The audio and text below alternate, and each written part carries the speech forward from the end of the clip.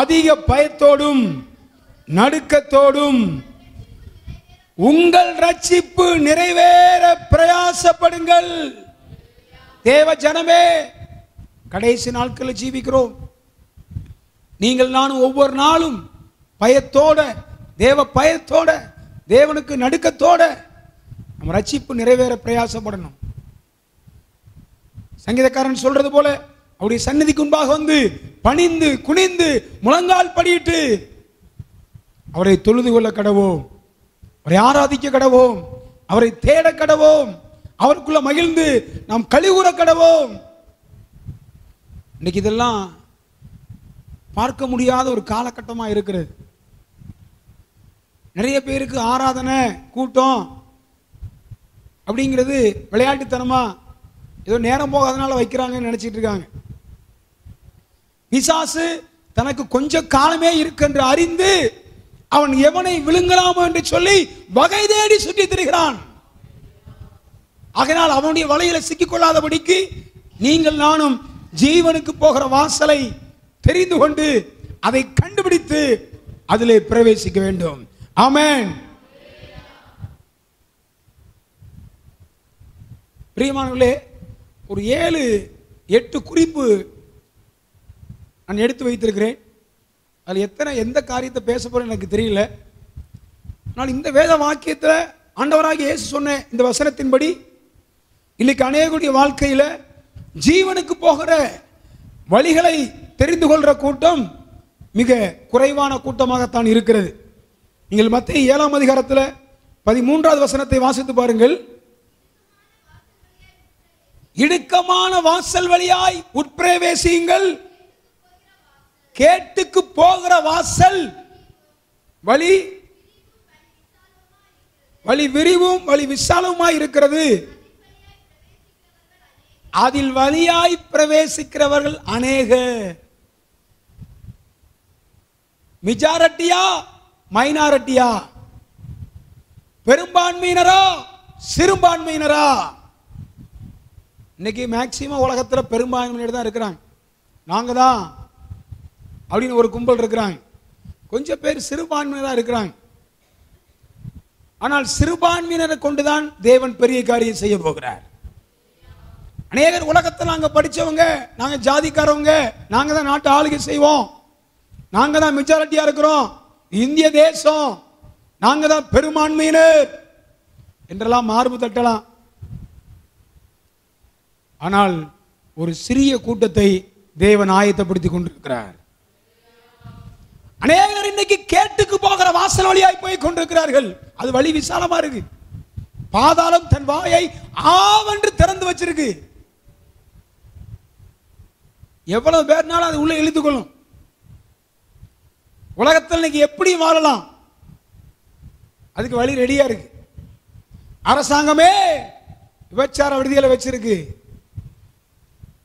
அரசாங்கமே அலங்கோலமான வாழ்க்கைக்கு, அசிங்கமான வாழ்க்கைக்கு வழி திறந்து வச்சிருக்கு. சமுதாயம் அதை ஏற்றுக்கொள்கிறது. ஓரணை சேர்க்கைக்கு அரசாங்கம் ஒத்துழைக்கிறது. எப்படி வேணாலும் வாழலாம், தப்பில்லை, அது அவனுக்குரிய சுதந்திரம் என்று சொல்லுகிறார்கள். ஆனால் வேதம் சொல்லுகிறது, ஜீவனுக்கு போகிற வழி, ஜீவனுக்கு போகிற வாசல் இடுக்கமும் நெருக்கமுமா இருக்கிறது. ஹல்லேலூயா. நம்ம அழகான ஒரு பாட்டு பாடுவோமே.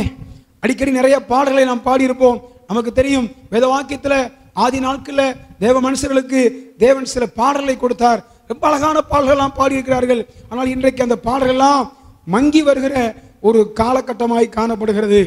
ஆகையினால் தேவனுடைய பிள்ளைகளே, இன்றைக்கு நம்முடைய வாழ்க்கையில நாம் மிகுந்த ஜாக்கிரதையாய் வாழ வேண்டிய ஒரு காலகட்டத்துக்குள் தான் நாம் இன்றைக்கு காணப்படுகிறோம். அல்லேலூயா. ஆகையினால் ஜீவனுக்கு போகிற வழி இடுக்கமா இருக்கு. தேவராஜ்யத்துக்கு இன்னைக்கு அநேகர் நெருக்கப்படுறதுல கஷ்டப்படுறாங்க. சின்ன நெருக்கம், பாடு, உபத்திரவம், கண்ணீர் இது ஒன்று வந்துடக்கூடாது.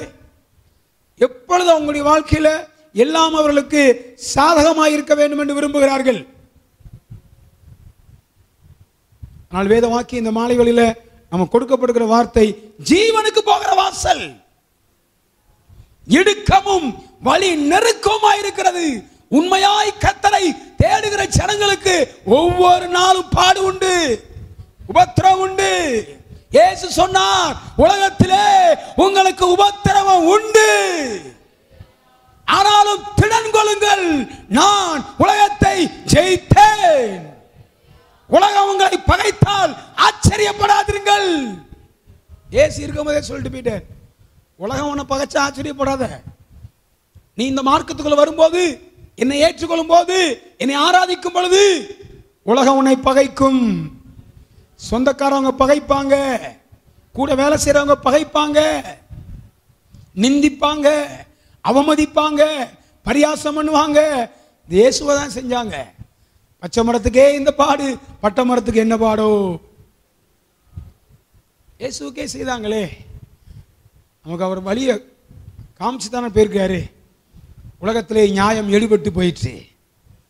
ஆகையினால் தேவ பிள்ளைகளே, இயேசு வரக்கூடிய கடைசி காலமாக இருக்கிறது.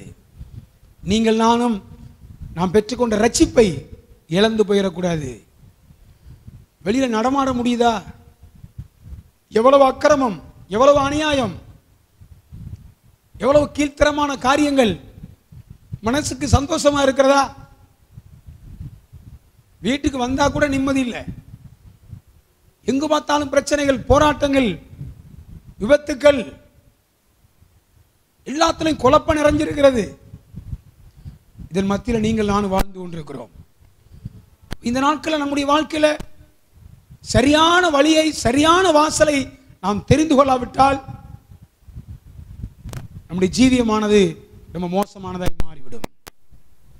இயேசு சொன்னார், நானே வழியும் சத்தியமும் ஜீவனுமாயிருக்கிறேன், என்னை இல்லாமல் ஒருவனும் பிதாவினிடத்தில் வரான். உலகத்தில் எனக்கு இஷ்டம் போல வாழ்றாங்க, எப்படி வேணாலும் வாழலாம், எல்லாம் ஒண்ணுதான், எல்லா கடவுளும் ஒண்ணுதான் அப்படிங்கிறாங்க. எல்லாம் ஒண்ணு இல்ல, இயேசு மாத்திரம்தான் தேவன். உலகத்தில் இருக்கிற தெய்வம் எல்லாம் ரத்தம் கேட்கிறது, இயேசு கிறிஸ்து மாத்திரம்தான் ரத்தம் கொடுத்தார். முழு மனுக்குலத்தின் மீட்புக்காக, மனுஷனுடைய பாவத்திற்காய், சாபத்திற்காய் ரத்தம் சிந்தின ஒருவர் கர்த்தராகிய இயேசு மாத்திரமே. வேற யாரும் ஜீவனை கொடுக்கல, இயேசு மாத்திரம் தான் ஜீவனை கொடுத்தார். இயேசு மாத்திரம் தான் வழியை உண்டாக்கினார்.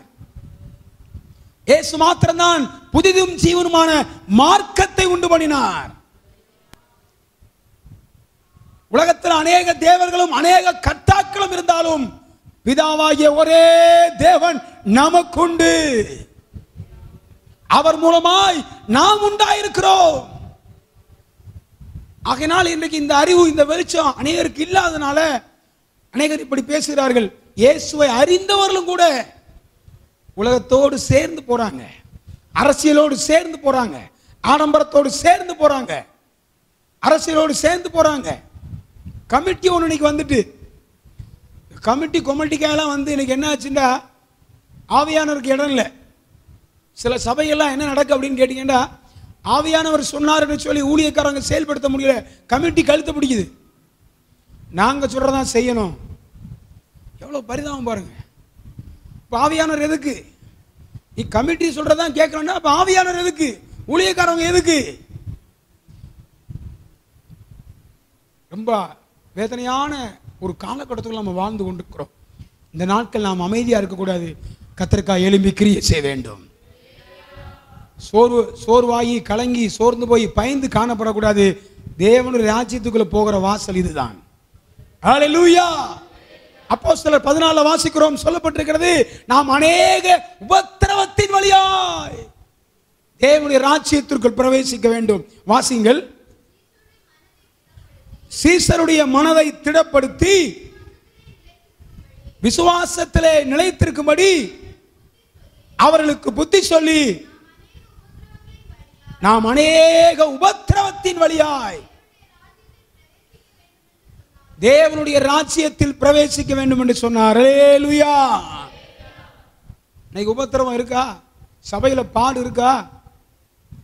ஒன்றும் இல்லை. அதை யாரும் விரும்புறது இல்லை. கத்தருக்காய் பாடு சகிக்க இன்னைக்கு இல்லை. நான் அடிக்கடி யோசிப்பேன், ஆதி நூற்றாண்டு, முதலாம் நூற்றாண்டு எழுப்புதல் இதெல்லாம் இன்னைக்கு சொல்றாங்க.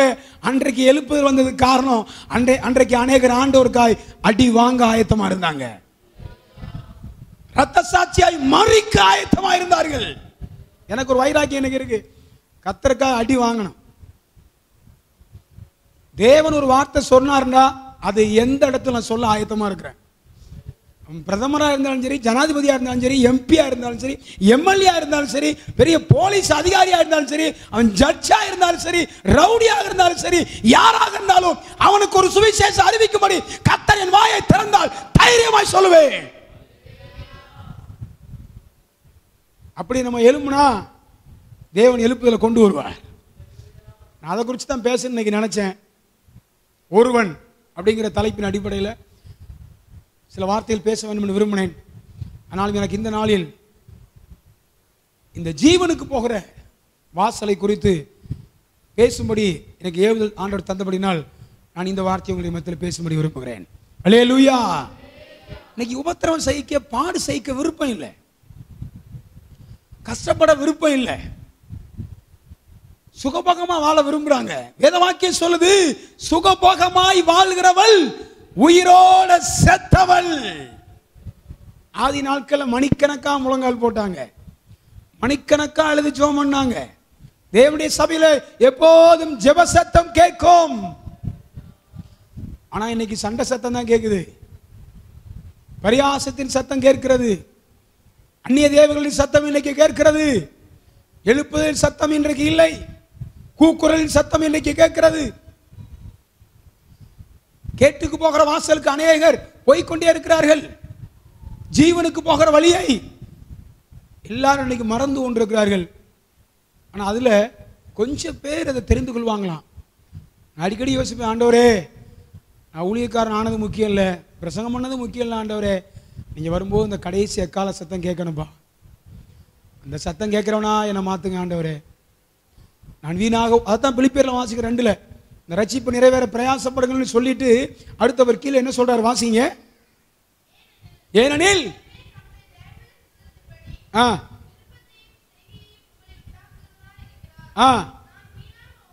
நான் வீணாக ஓடினதும் வீணாக பிரயாசப்பட்டதும் இல்லை என்கிற மகிழ்ச்சி கிறிஸ்துவின் நாளில் எனக்கு உண்டாயிருப்பதற்கு ஜீவ வசனத்தை பிடித்துக் கொண்டு உலகத்திலே சுடர்களை போல பிரகாசிக்கிற நீங்கள், நல்லா கவனிங்க, கோணலும் மாறுபாடுமான சந்ததியை விட்டு நடுவிலே குற்றமற்றவர்களும் கபடற்றவர்களும் தேவனுடைய மாசற்ற பிள்ளைகளுமாய் இருக்கும்படிக்கு எல்லாவற்றையும் முறுமுறுப்பில்லாமலும் தர்க்கிப்பில்லாமலும் செய்யுங்கள். அல்லேலூயா. இப்படித்தான் நம்ம வாழ்க்கை இருக்கணும். வீணா ஓடி, வீணா சபைக்கு வந்து, வீணா காணிக்க கொடுத்து, வீணா நேரத்தை வேஸ்ட் பண்ணி, வீணா நாட்களை செலவு பண்ணி, வீணா ஆராதிச்சு இப்படி இருந்து நம்ம புறக்கணிக்கப்பட்ட எவ்வளவு வேதனை. நீங்க அந்த நாளை யோசித்து பாருங்க. ஒருவேளை இந்த கூட்டம் முடிஞ்சு இந்த ராத்திரி வேளையில இயேசு வருவாரானால் எத்தனை பேர் அவரை சந்திக்க ஆயத்தம்? உன் தேவனை சந்திக்க நீ ஆயத்தமா? இன்றைக்கு ராத்திரி கர்த்தர் வருவாரானால் தேவ ஜனமே நீ கர்த்தரை சந்திக்க ஆயத்தமா? எல்லாரும் போறாங்க நானும் போறேன்னு நினைக்காதீங்க. நீங்கள் நினையாத நாளிலே மனுஷகுமாரன் வருவார். நான் அடிக்கடி சொல்லுவேன், ஞாயிற்றுக்கிழமை காலைல இயேசு வரமாட்டார். ஏன்னு கேட்டால் அன்னைக்கு எல்லா குடிகாரன்னு நினைப்பான் சர்ச்சுக்கு போகணும். இன்னைக்கு எல்லா விபச்சாரக்காரனும் தெரியும் இன்னைக்கு ஞாயிற்றுக்கிழமை ஆராதனை, லேசாக போகலாங்கிட்டு மனைவியெல்லாம் சர்ச்சுக்கு போயிருக்காங்க, வாசல்லையாவது வந்து நிற்பாங்க. அப்போ எல்லாருக்கும் ஞாயிற்றுக்கிழமை ஆராதனை தெரியும். இப்போ நான் நினைக்கிறேன், எனக்கு தந்த வெளிப்படுத்தலின்படி ஞாயிற்றுக்கிழமை காலைல இயேசு வரமாட்டார். ஏன்னா வேதம் சொல்லியிருக்கு, நீங்க நினையாத நாளிகையிலே, காலையிலோ மாலையிலோ மத்தியானத்திலோ நடுராத்திரியிலோ அதிகாலையிலோ, அந்த வேர்டு ரொம்ப அழகான ஒரு வார்த்தை. ஏன் அப்படி சொல்லப்பட்டிருக்கு சொல்லுங்க? ஏன் அப்படி சொல்லப்பட்டிருக்கு? மார்க்கு சுவிசேஷத்தில் வாசிக்கிறோம், அந்த வசனத்தை எடுத்து வாசிங்க. வீட்டு எஜமான் நினையாத நாளிலே வருவார், காலையிலோ மாலையிலோ நடிச்சாமத்திலோ. ஏன் அப்படி சொல்லப்பட்டிருக்கு? கண்ணை திறந்து பாருங்க. இப்போ யாரும் ஜெபிக்க வேண்டாம், தயவு செய்து அருமையான தேவனுடைய பிள்ளைகள் என்னை கவனிங்க. தூங்காதீங்க. தூங்கி தூங்கி உங்கள் வாழ்க்கையெல்லாம் நிறைய வீணாக போச்சு, நிறையா நஷ்டத்தையும் பிரச்சனையும் சம்பாத்தியம் பண்ணிட்டீங்க. ஆனால் இந்த மாலை வேளையில் ஜீவனுக்கு போகிற வழியில் நீங்கள் உறுதியாக இருக்கும்படி ஆண்டவர் விரும்புகிறார். நான் பாரத்தோடு பேசுகிறேன். நேரம் போகாமல் பேசலை, நேரம் போகாமல் உங்கள் பாஸ்டிங் மீட்டிங் வைக்கல. எப்படியாவது ஜனங்களை இயேசுவை சந்திக்க வேண்டுமே, கைவிடப்பட்டு போயிடக்கூடாது. இத்தனை வருஷம் கஷ்டப்பட்டு, இத்தனை வருஷம் சபையை கட்டி, இத்தனை வருஷம் ஓடி எல்லாம் செஞ்சு இயேசு வந்துட்டு போன ஒரு பாடு இங்கே பூமியில் இருந்தா அதை பார்க்கிற ஒரு வேதனை இந்த உலகத்தில் எவனும் அனுபவிக்கலன்னு அர்த்தம். அவ்வளவு பயங்கரமா இருக்கும், அவ்வளவு வேதனையா இருக்கும், சொல்ல முடியாத வேதனை, அதை விவரிக்கவே முடியாது, விவரிக்கவே முடியாது. அவ்வளவு வேதனை. அதை நினைச்சா தூக்கம் வருமா? அதை நினைச்சா உலகத்தை இஷ்டம் போல அனுபவிக்க தோணுமா? அதை நினைச்சா தேவ சமூகத்துக்கு வராம இருக்க முடியுமா? வாசிங்க. அப்படியே நீங்களும் விழித்திருங்கள், ஏனெனில் வீட்டெஜமான் சாயங்காலத்திலோ நடுராத்திரியிலோ சேவல் கூவும் நேரத்திலோ காலையிலோ எப்பொழுது வருவார் என்று நீங்கள் அறியீர்கள். நீங்கள் நினையாத வேளையில்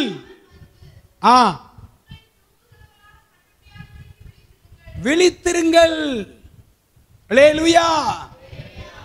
ஏன் அந்த இடத்துல சாயங்காலத்திலோ நடுராத்திரியிலோ சேவல் கூவு நேரத்திலோ காலையிலோ இப்படிலாம் ஏன் சொல்லப்பட்டிருக்கு? ஆமென், அல்லேலூயா. ஒவ்வொரு நாட்டிலையும் ஒவ்வொரு டைம் இருக்கு. ஏதோ ஒரு டைமை சொல்லியிருந்தாருன்னா வேத வாக்கியம் பொய்யா மாறி இருந்திருக்கும். நிறைய பேர் கைவிடப்பட்டிருப்பாங்க. இந்தியாவில் இப்போ சாயங்காலம் 7 மணி, அமெரிக்காவில் காலையில் 7 மணி. இப்போ இயேசு வருவாரானால் நமக்கு சாயங்காலம், அமெரிக்காவில் உள்ளவனுக்கு காலையில், இன்னும் சில நாட்டில் மத்தியானம், இன்னும் சில நாட்டில் நடுராத்திரி, இன்னும் சில நாட்டில் காலையில் 10 மணி, இன்னும் சில நாட்டில் சாயங்காலமாக இருக்கு, இன்னும் சில நாட்டில் இப்போதான் ராத்திரி 10 மணியா இருக்கு, இன்னும் சில நாட்டில் விடிய காலம் 2 மணியா இருக்கிறது, இன்னும் சில நாட்டில் விடிய போகுது. இப்போ எல்லாருக்கும் ஏற்றது போல அவர் இத்தனை ஜாமங்களை தெளிவாக சொல்லியிருக்கிறார். உலகத்தில் எந்த மூலையிலிருந்து எவன் பைபிள் எடுத்து வாசித்தாலும் அவனுக்கு ஏற்ற வார்த்தையாக தேவன் பேசியிருக்கிறார். தேவனுடைய வார்த்தை பொய் அல்ல. இயேசு வரப்போகிறார். ஆகையினால் இஷ்டம் போல வாழாதீங்க. கவனிங்க, என்னை அன்போடு கவனிக்கும்படி கேட்கிறேன், என்னை அன்போடு கவனிக்கும்படி கேட்கிறேன். ஜீவனுக்கு போகிற வாசல் இடுக்கமும் வழி நெருக்கமா இருக்கிறது. இன்னைக்கு இதெல்லாம் குறித்து பாட்டு இல்லை, ஒரே ஆசீர்வாதம் ஆசீர்வாதம் ஆசீர்வாதம், பயங்கர பாட்டு. இந்த பெரும்பான்மையோடு சேர்ந்து இன்னைக்கு சபையை மாறிட்டு. உங்க சபையில் எனக்கு ஒரு சந்தோஷம், ரொம்ப மகிழ்ச்சியா இருந்துச்சு. என்ன அப்படின்னு கேட்டீங்கன்னா, அந்த நாட்களில் பரிசுத்தவான்கள்ட்ட கற்றுக்கொண்ட காரியம் இந்த போல இங்கே இந்த ஃபுட்பீட்டில் எந்த சேரும் பார்க்க முடியாது. ஆனால் அது உங்களுடைய சேர்ச்சில் இருக்கு. எனக்கு ரொம்ப அது பிடிச்சிருக்கு. பூர்வ எல்லைக்குரிய மாற்றாதே. இன்னைக்கு சில சபைகளை பார்த்தீங்கன்னா வரிசையாக சேர் அடுக்கி வச்சிருக்காங்க. முழங்காலின் அனுபவமே இல்லை, தாழ்மையின் அனுபவமே இல்லை. சேர் இங்கே கிடையாது. இதுக்கு ஒரு எக்ஸாம்பிள் சொல்லட்டா? ஆசரிப்பு கூடாரத்தில் பிரகாரம் இருக்கிறது, பரிசுத்த ஸ்தலம் இருக்கிறது, மகா பரிசுத்த ஸ்தலம் இருக்கிறது. எங்கேயாவது சேர் இருக்கா? அங்கே மேஜை இருக்கிறது. மேஜைக்கு முன்பாக நாற்காலி இருக்கிறதா? இல்லை. ஏன்? அது இளைப்பாற இடம் இல்லை, அது ஊழியம் செய்கிற இடம், அது தேவனை ஆராதிக்கிற இடம், அது பலி செலுத்துகிற இடம், அது வெளிச்சம் கொடுக்கிற இடம், அது பரிந்து பேசுகிற இடம். அதனால அங்க சேர் இல்லை. இன்னைக்கு சில தேவனுடைய சபைகளை போய் பார்த்தீங்கன்னா வரிசையா சேர அடுக்கி வச்சிருக்காங்க. 2 மாறிட்டு, ஆராதனை முறைமை மாறிட்டு, அநேகரை போல துப்பட்டாக எடுத்து சுத்த ஆரம்பிச்சிட்டாங்க, டான்ஸ் ஆட ஆரம்பிச்சிட்டாங்க, துதி ஆராதனைங்கிறாங்க. துதினா என்னன்னே தெரியல, துதினா என்னன்னே தெரியல. ஒரே பாட்டு. சங்கீதக்காரர் சொல்கிறார், கர்த்தரை நான் எக்காலத்திலும் ஸ்தோத்தரிப்பேன், அவர் துதி எப்போதும் என் வாயில் இருக்கும். இது 2 ஒண்ணா வேறையா? சொல்லுங்க, உங்களை பார்த்து தான் கேட்கிறேன். சங்கீதம் 34:1 எடுத்து வாசிங்க.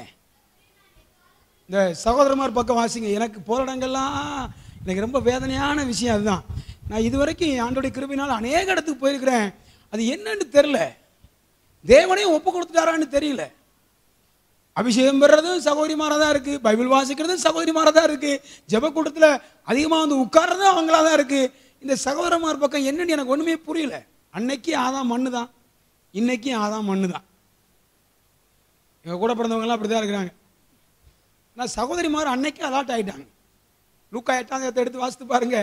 8:3 என்று நினைக்கிறேன். இயேசுவோடு அநேக ஸ்திரீகள் ஊழியம் செஞ்சாங்களாம், அநேக சகோதரர் ஊழியம் செய்யல, அநேக ஸ்திரீகள் ஊழியம் செஞ்சாங்களாம். யோவன்னாலும் சூசன்னாலும் தங்களுக்கு இருந்த ஆஸ்தியினாலே கர்த்தருக்கு ஊழியம் செய்தார்கள். ஆண்டவரே சாட்சி கொடுக்கிறார். நல்ல சகோதரிமார் இயேசுவோடு இருந்து ஊழியம் செஞ்சிருக்காங்க. வாசிங்க. யோவன்னாலும் சூசன்னாலும் தங்கள் ஆஸ்திகளால் அவருக்கு ஊழியம் செய்து கொண்டு வந்த மற்ற அநேக ஸ்திரீகளும் அவருடனே இருந்தார்கள். அல்லேலூயா. நல்ல உச்சாமாலையில சொல்லுங்க. இன்னைக்கு பைபிள் வாசிக்கிறதுக்கு சகோதரமாருக்கு வழி இல்லை, கூட்டங்களுக்கு வர்றதுக்கு நேரம் இல்லை.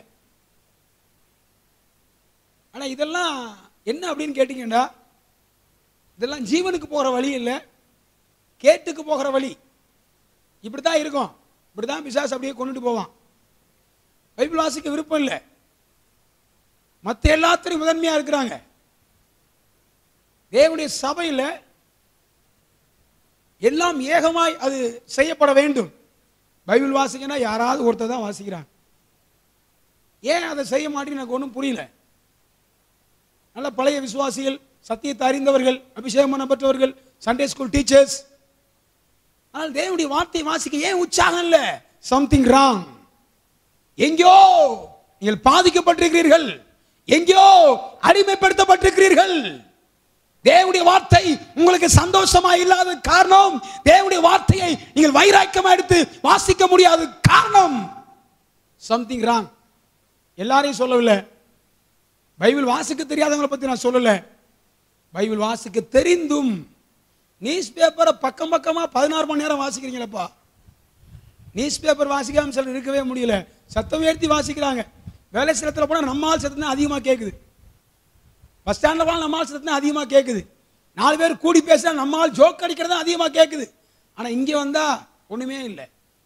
இது என்னது? அது ஜீவனுக்கு போற மார்க்கமா, கேட்டுக்கு போகிற மார்க்கமா? ஆராய்ந்து பார்க்கணும். வேதனையான விஷயம். எழுப்புதல் கூட்டத்திலே நீங்க இந்த நாட்கள் எழுப்புதலை பெற்றுக்கொள்ள வேண்டும். உடைய வாழ்க்கையில் இருக்கிற தேவையில்லாத அனுபவத்தை விட்டு வீசி தூர வீசிட்டு கர்த்தருக்காக எழும்ப வேண்டும். இல்லாவிட்டால் கேட்டுக்கு போற வாசலுக்கு தான் போய் சேர முடியும். ஜீவனுக்கு போகிற வழியை கண்டுபிடி. எல்லாரையும் போல போகாத, பெரும்பான்மையை போல நீ காணப்படாத, மற்றவங்களை பார்த்து கெட்டு போகாதீங்க. நீங்க 10 பேர் சேர்ந்து ஒரு காரியம் சொல்லிட்டாங்கன்னா எல்லாரும் ஆமோதிச்சிருவாங்க. ஒரு ஆள் ஒரு காரியம் சொன்னாங்கன்னா அது எடுபட. நீங்க ஆவிக்குரிய சபையில் அப்படித்தான், மெஜாரிட்டி என்ன சொல்லுதோ அதை கேட்க ஆரம்பிச்சிருவாங்க. அது தவறா இருந்தாலும் சரி அதை அங்கீகரிச்சிருவாங்க. பைபிளையும் சிலர் அப்படி செஞ்சாங்க, ஆனா தேவன் அனுமதிக்கல. சிலர்லாம் ஆண்டவர் தட்டி எழுப்பி இருக்கிறார். அல்லேலூயா. வைராக்கியமா செஞ்சிருக்கிறாங்க. ஆண்டவருக்காக எழும்புனா இடுக்கத்தையும் பார்க்க மாட்டீங்க, நெருக்கத்தையும் பார்க்க மாட்டீங்க. கர்த்தருக்காக வைராக்கியமாய் செயல்படக்கூடியவர்களாய் மாறுவீர்கள். ஹல்லேலூயா. அப்போ இன்னைக்கு நம்முடைய வாழ்க்கையில இந்த பிரச்சனை இருக்கு, மாறணும். எதையாவது ஒண்ணு அன்றைக்கு ஆண்டவர் ஆதாம் மண்ணில் உண்டாக்குனாரு. இன்னைக்கு எதையாவது ஒன்று தெளிச்சு ஜீவனை உண்டாக்குன்னு நான் பிரயாசப்படுறேன்.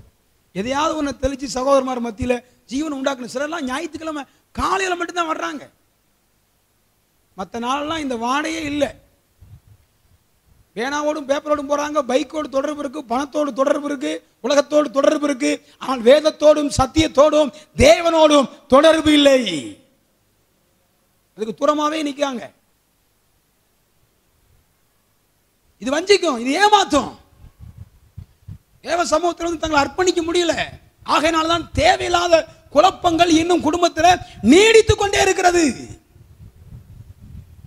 ஜீவனுக்கு போகிற வழியை கண்டுபிடிக்கிறவர்கள் சிலர். நீங்கள்லாம் அந்த வழியை கண்டுபிடிக்கணும். அல்லேலூயா, அல்லேலூயா. அன்னைக்கு பாட்டெல்லாம் நல்லா இருந்துச்சு. இன்னைக்கு பாட்டெல்லாம் பாருங்க மாறி மாறி வந்துட்டு. இன்னைக்கு ஆராதனை முறைமையே மாறிட்டு. அப்போ நான் கேட்க வந்த சப்ஜெக்ட் விட்ட பற்றிலாம் இடையில நீங்கள் பைபிள் வாசிக்காது இருந்ததுனால என் ட்ராக் மாறிட்டு.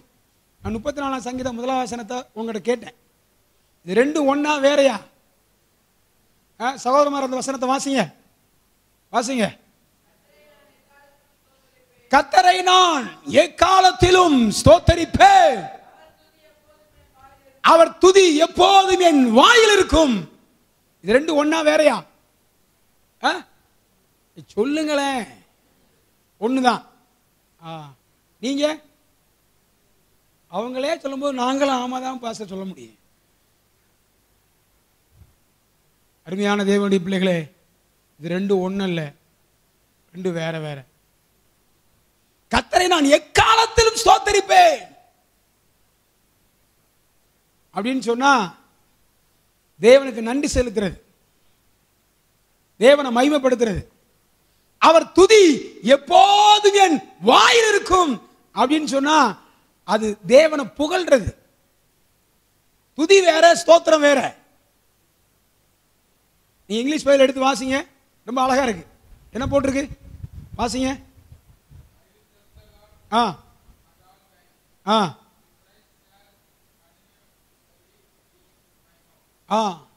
இங்க அதுல எல்லாம் 34:1. அதுல நீங்க பாத்தீங்கன்னா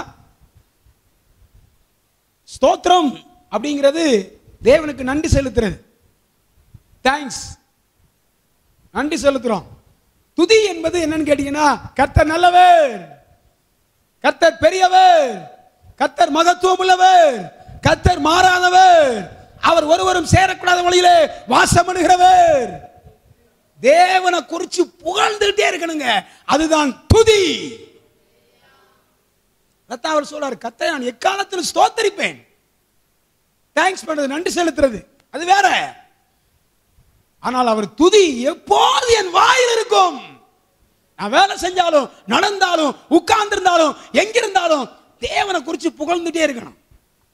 தேவனை குறிச்சு புகழ்ந்து பழகிட்டீங்கன்னா தேவ சமூகத்தில் உட்கார்ந்தோடனே வார்த்தை வந்துகிட்டே இருக்கு, பாட்டு வந்துகிட்டே இருக்கு. இந்த புகழ்றது இன்னைக்கு இல்லை, ஒரே பாட்டு தான். பாட்டு பாடுறது தப்பு இல்லை, ஆனால் துதி என்றால் என்ன ரொம்ப கிளியரா இருக்கு. ஸ்தோத்திரம் வேற, துதி வேற, ரெண்டு ஒண்ணு இல்ல. ஆனால் இன்னைக்கு இந்த துதியின் அனுபவம் இல்லை. ஆனா மனுஷனை கொடுத்து புகழ சொல்லுங்க, நல்லா புகழ்வாங்க. நான் அந்த அப்படியாக்கு, நான் இப்படியாக்கு, நான் யார் தெரியுமா, என் குடும்பம் யார் தெரியுமா, என் வேலை என்ன தெரியுமா, நான் அப்படி இருந்தேன் இப்படி இருந்தேன், நான் யாரு, நீ யாரு, நீ மண்ணு. உங்களை பார்த்து யாராவது நான் யார் தெரியுமான்னு கேட்டால் சொல்லுங்க, நீ மண்ணுன்னு சொல்லுங்க. உண்மைதானே? நான் பொய் சொல்லலையே. ஆண்டவர் நம்மளை மண்ணில் தானே உண்டாக்குனாரு. வேதம் சொல்லுது, தேவன் நம்மளை மண் என்று நினைவு கூறுகிறார். உனக்கே அந்த மேட்டிமை, உனக்கே அந்த பெருமை, நீ கர்த்தரை புகழு. அவர் எல்லா துதிக்கும் கணத்துக்கும் பாத்திரர். துதிக்கணும். ஆண்டவரை துதிச்சு பாருங்க, பின்மாற்றமே வராது. ஆண்டவரை துதிச்சு பாருங்க, கவலையே இருக்காது. ஆண்டவரை துதிச்சு பாருங்க, ஒரு பெரிய பரவசம் இருக்கும். அதிசயமானவர், அவர் ஆலோசனை கர்த்தர், அவர் வல்லமையுள்ள தேவன், அவர் நித்திய பிதா, அவர் எனக்கு ஞானம், அவர் எனக்கு மீட்பு. அவரை குறித்து பேசிட்டே இருக்கலாம், அவ்வளோ வேர்டு பைபிள்ல இருக்கு. தேவனை குறித்து புகழ்ந்துகிட்டே இருக்கலாம், துதித்துக் கொண்டே இருக்கலாம். இதைத்தான் இங்கே சொல்லப்பட்டிருக்கு. ஆனால் இன்றைக்கு இப்படி செய்ய இன்னைக்கு ஆட்கள் இல்லை, மாறிட்டு. பெரும்பான்மை என்ன சொல்றாங்களோ இன்னைக்கு சபை ஆராதனை மாறிட்டு. அந்த நாட்கள் ஒரு சின்ன பாட்டு பாடிட்டு விட்டுருவாங்க, இந்த ஆள் ஆவில் நிரம்பிட்டே இருப்பாங்க. தேவனுடைய அன்பை ருசிப்பாங்க, கர்த்தருடைய அன்பை ருசிப்பாங்க. நெருக்கத்தோட பிரச்சனையோட பாடுகளோட தேவ சமூகத்துக்கு வருவாங்க. இங்கே வந்து இருக்கிற இடத்துல உட்கார முடியாது, வேற இடத்துல மாறி இருப்பாங்க. ஆனால் இன்னைக்கு வந்து சிலருக்குலாம் நல்ல ஸ்ட்ராங்காக வரும்போதே அவங்க பிளேஸை பார்த்துட்டே வருவாங்க. நம்ம பிளேஸில் யாரும் உட்காந்துருக்காங்களா? சில பேருக்கு கடைசி சீட்டு மாப்பிள்ளை சீட்டு, மாப்பிள்ளை பெஞ்சு. இந்த ஸ்கூலில் பார்த்தீங்கன்னா கடைசி பெஞ்சு மாப்பிள்ளை பெஞ்சு. பரியாசம் பண்ணுறதுக்கு, நக்கல் பண்ணுறதுக்கு, டீச்சரை கேலி பண்ண, சிலரை குமைக்கிறதுக்கு கடைசி பெஞ்சில் உட்காந்துட்டு கமாண்ட் அடிச்சுட்டு ஜோக் அடிச்சுட்டு ஒரு குரூப் இருக்கும். இது மாதிரி சில பேர் கடைசியாக உட்காந்துட்டு இங்கே இவ்வளோதெல்லாம் பார்த்துட்டு முடிஞ்ச உடனே நக்கல் பண்ணுவாங்க. கூப்பிட்டு, என்ன உடனே தான் இன்றைக்கி பேசினாரா, இன்றைக்கி ஒரு குரூப் கொடுத்தாரு அவருக்கு பார்த்தியெல்லாம், இன்றைக்கி அது அவருக்கு தான், ஏன் உனக்கு பேசலையா? இப்படி பேசி காலம் கடத்திட்டு போகிற கூட்டம் ஒரு கூட்டம் இருக்குது. ஒரு கூட்டம் தூங்கியே போயிடும். இதில் கொஞ்சம் பேர் தான் உண்மையா, ஆண்டவரே எப்படியாவது எடுத்துக்கொள்ளப்பட வேண்டும். யார் என்ன பேசினா அதெல்லாம் கேட்காம, வம்பும் புத்தியனமான பேச்சும் தகாதவைகள் ஸ்தோத்திரம் செய்தலோ தகும், அதை மட்டும் செஞ்சுட்டு போயிட்டே இருப்பாங்க. பயந்து பயந்து வந்து ஆண்டவரே ஆண்டவரேன்னு சொல்லிட்டு போகிற கூட்டம் ஒன்று இருக்குது. அவங்க யார்கிட்டையும் தேவையில்லாத போக மாட்டாங்க. பாடுகளை விரும்புவாங்க, உபத்திரவத்தை விரும்புவாங்க. இதெல்லாம் நமக்கு தேவைதான். ஆண்டவர் போன பாதை தான், புதிய பாதை ஒன்றும் அல்ல.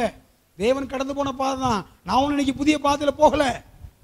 இதெல்லாம் நடக்க முடியும், வேதத்தில் சொல்லப்பட்டிருக்கு. நம்ம தப்பித்துக் கொள்ள வேண்டும். மற்றவங்களாம் அப்படி போறாங்க, நான் அப்படி போக முடியாது. உலகத்துக்கு ஒத்த வேஷம் தரிக்க வேண்டாம். அரசாங்கத்தோடு கிறிஸ்தவ சபைகள் இணைந்து விட்டது, அதிகாரிகளோடு இணைந்து விட்டார்கள். உலகத்துக்கு ஒத்து போறாங்க, உபதேசத்தை மாத்துறாங்க, சத்தியத்தை மாத்துறாங்க. வேறுபாடு இல்லை. மெஜாரிட்டி இதெல்லாம் தப்பா? அப்படி சொல்லி சொல்லி சொல்லி அநேகர் இன்னைக்கு என்ன செஞ்சிட்டாங்க, மாற ஆரம்பிச்சாச்சு. ஆகையினால் தேவனுடைய பிள்ளைகளே, நீங்கள் நானும் ரொம்ப கவனமாய் காணப்பட வேண்டும். அல்லேலூயா. நீங்கள் நானும் ஜீவனுக்கு போகிற கூட்டமாய் காணப்பட வேண்டும். எனக்கு அதில் பிடிச்ச வார்த்தை, ஜீவனுக்கு போகிற வழி இடுக்கமும் நெருக்கமா இருக்கு, அதை கண்டுபிடிக்கிறவர்கள் சிலர். எல்லாரும் கண்டுபிடிக்க முடியாதான், சிலர் மாத்திரம் தான் கண்டுபிடிப்பாங்களாம்.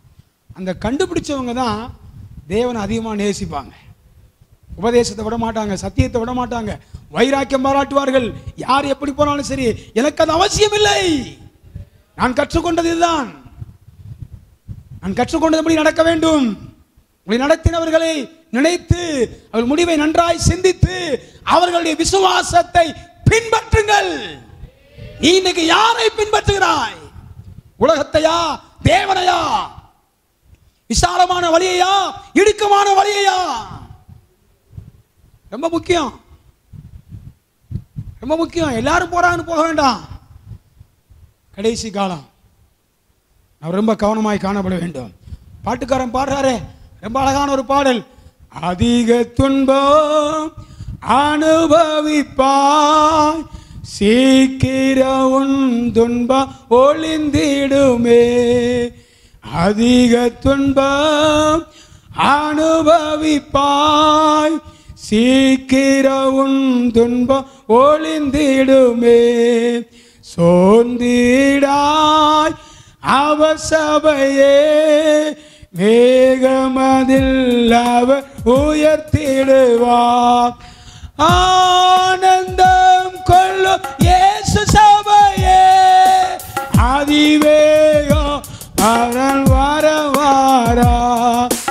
ஆனந்தம் கொள்ளும் இயேசு சபையே, அதிவேகம் வர மனவாள. அதிக கஷ்டம் உண்டுனக்கு, இருதயவே தனை உன் பங்கு. அதிக கஷ்டம் உண்டுனக்கு, இருதயவே தனை உன் பங்கு.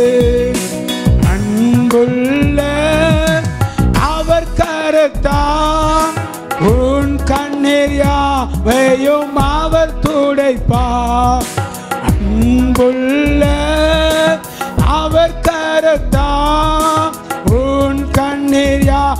கண்ணீரையும் அவர் துடைப்பார்.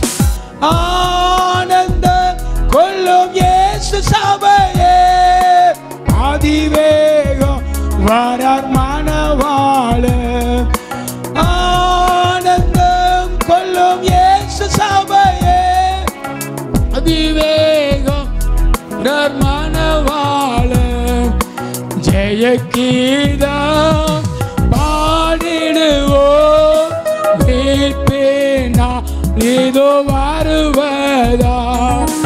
ஜெய கீதம் பாடிடுவோம், மீட்பினா இதோ வருவதா.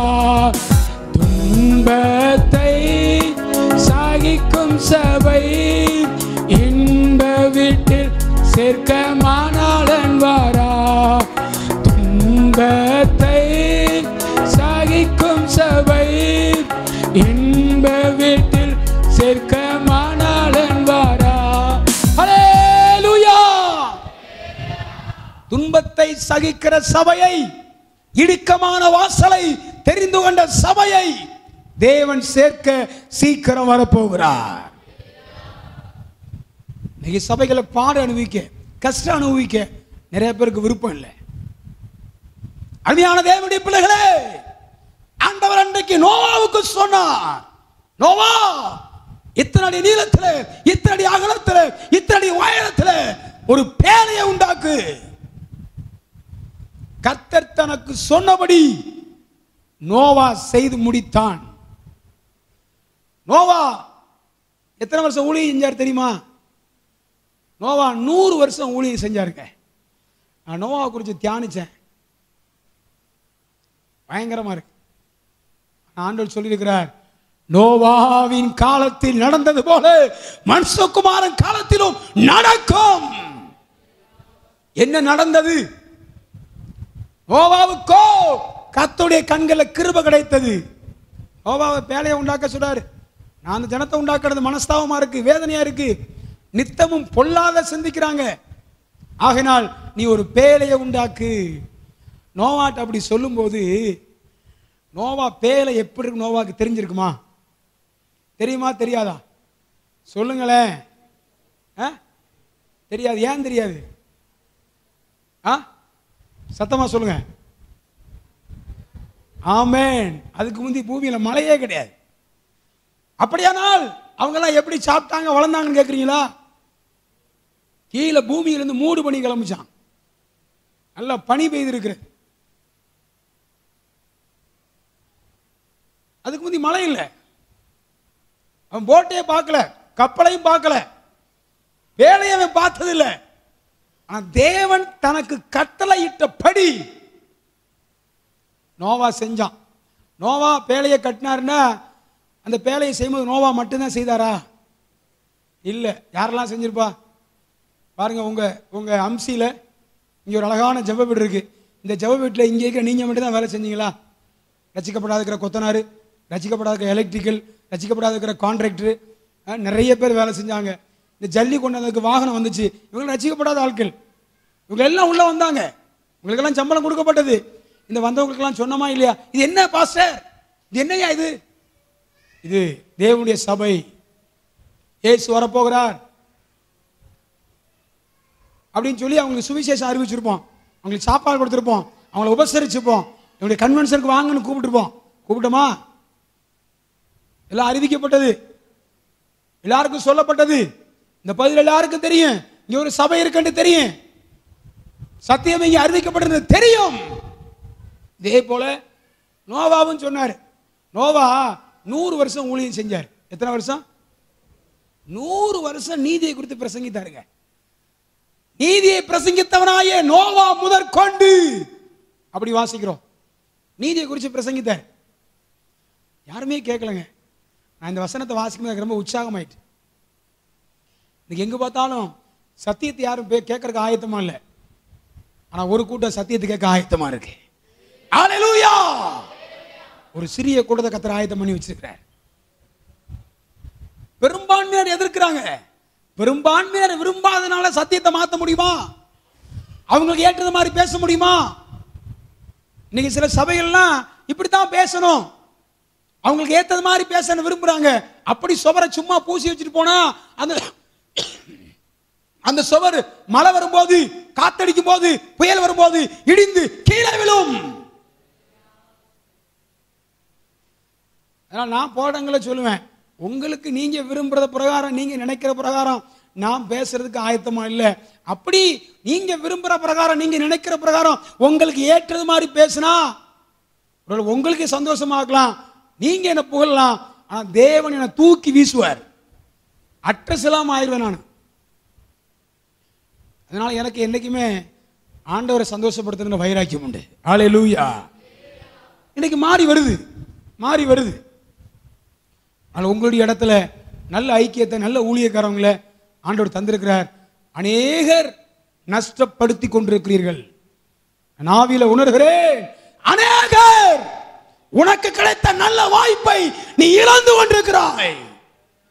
உனக்கு கிடைத்த இந்த நாளிலும் நீ கர்த்தருக்காக எழும்பினால், சத்தியத்துக்காக வைராக்கியம் பாராட்டினால் அது உனக்கு நலமாயிருக்கும். காலங்களையும் நாட்களையும் வீணாக்காத. உலகம் மாறுது, ட்ரெண்ட் மாறுதுன்னு சொல்லி, ஃபேஷன் மாறுதுன்னு சொல்லி நீ மாறாத. உலகம் மாறுது, உண்மைதான். கம்ப்யூட்டர் உலகம், ஊர் மாறுது, இயற்கை மாறுது, அரசியல் மாறுகிறது, அரசாங்கம் மாறுகிறது, தலைவர்கள் மாறுகிறார்கள். ஆனால் இயேசுவோ நேற்றும் இன்றும் என்றும் அவர் மாறாதவர். வாக்குத்தத்தம் இன்றைக்கு மாறவில்லை. அவர் உண்மையிலவராகவே இருக்கிறார். அந்த தேவனை நேசிக்கிற நீங்கள் நானும் கூட அறிஞ்ச சத்தியத்துக்கு உண்மையா இருக்கணும், வைராக்கியமா இருக்கணும். ஹல்லேலூயா. வாழ்ந்தா ஒரே ஒரு வாழ்க்கை, கர்த்தருக்காக வைராக்கியமா வாழுங்க.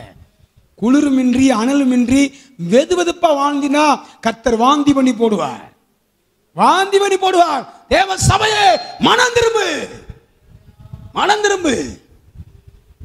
நீ குறைய ஒத்துக்கொள். இதே நிலத்துல போவாயானால், இதே நிலவரத்தோடு போவாயானால் உன் வழி கேட்டுக்கு இதை மாதிரி தான் போகும், ஜீவனை கண்டுபிடிக்க முடியாது. நோவாவின் காலத்துல நோவா நீதி குறித்து பிரசங்கித்தார். எல்லாரும் கேட்டாங்க. நான் சின்ன வயசுல சண்டே ஸ்கூல் ஒரு பாட்டு எனக்கு கற்றுக் கொடுத்தாங்க, ஞாபகம் இருக்கு.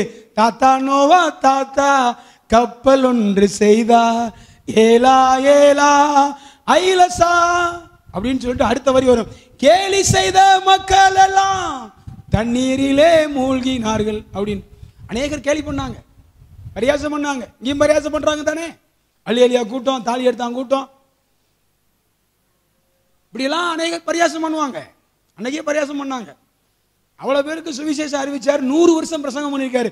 எப்படி பாச 100 வருஷம் சொல்றீங்க? எடுத்து வாசிங்க, சீக்கிரம் வாசிங்க. ஆதியாகமம் புத்தகத்தில் நீங்கள் வாசிக்கும் பொழுது, ஆதியாகமம்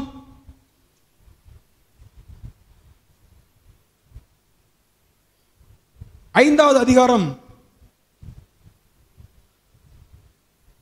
32வது வசனம். நோவா 500 வயதான போது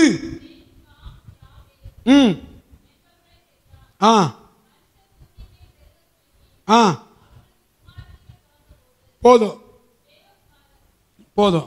7ஆம் அதிகாரம் 6வது வசனத்தை வாசிங்க. ஜலப்பிரளயம் பூமியின் மேல் உண்டான போது நோவா 600 வயதா இருந்தான். அப்ப எவ்வளவு வயசு, எத்தனை வருஷம் ஊழியம் செஞ்சுக்கிறான்?